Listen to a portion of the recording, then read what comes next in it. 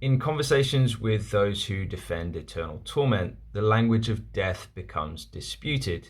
So the defender of eternal torment will often argue that death means separation, that is, separation of the body and soul, or separation from God relationally. And this is then claimed to be the definition of death. That alongside this, death never means ceasing to exist. And this is used to undercut the conditionalist or annihilationist argument that death means the end of life. So we get to verses like James 2:26, which says, "As the body without the spirit is dead, so faith without deeds is dead." The issue the defender of eternal torment has to try and import their definition of separation or just ignore this verse altogether, because as the body without the spirit is dead assumes that you understand death to mean end of life, not a continuation of, well, for lack of a better phrase, existence, or at least experience and consciousness. The body is dead, it therefore no longer moves and experiences life. So this is the conditionalist definition of death. So the defender of eternal torment actually has quite a lot of work to do, and much of it is still assumed because eternal torment's been such a majority view for such a long time. When we get to passages like John 3:16, the word perish is used, or Romans 6:23, that the wages of sin is death, or Matthew 10:28. Jesus compares the death of the body, being killed by humans, with the destruction of body and soul in Gehenna. Now, both the conditionalist and the eternal torment defender would agree that death of the body means that the body's no longer experiencing life. It is ended in that sense. Even if the soul carries on, the death of the body is the end of its life. So then to compare that with what happens in Gehenna, the defender of eternal torment must then change the definition of death to be that the body and soul continues to exist in torment forever.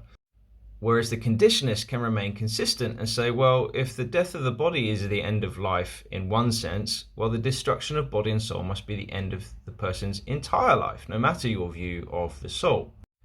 This is obviously worse because non-existence in the sense of being dead is a perfectly acceptable way to interpret Matthew 10:28. Non-existence in the sense of the personhood, or in the sense of experience and consciousness, is a perfectly acceptable way to talk about non-existence. So it could be argued by the conditionalist that death can mean non-existence in this sense, though I and most conditionalists are quite happy to argue that death means the end of life. So even if the corpse is there, they are no longer alive, no longer experiencing, no longer conscious. So where this then goes to the defender of eternal torment is they must provide better reasons to interpret perish, death, destruction as ongoing conscious existence. So they can't just say, well, death never means non-existence. They must provide a positive case as to why these words mean ongoing conscious existence. The conditionalists can drop the case that non-existence is our argument. We just say it's death. Now, as a final point, the argument that death is relational separation in the here and now for the wicked. For those who rebel against God now, they are relationally separated, or as Ephesians 2 says, they are dead in their trespasses and sins. There's an argument made by Chris Date on the Rethinking Hell website that highlights this as problematic, because there's then no significant change between the first death and the second death for the defender of eternal torment, at least if they argue death is relational separation. If they are relationally separated now and relationally separated in the second death, what's the distinction and difference? And now, a first death in the conditionalist sense is the death of the body. The second death in the conditionalist sense is the death of body and soul. And therefore there is a distinction between the two.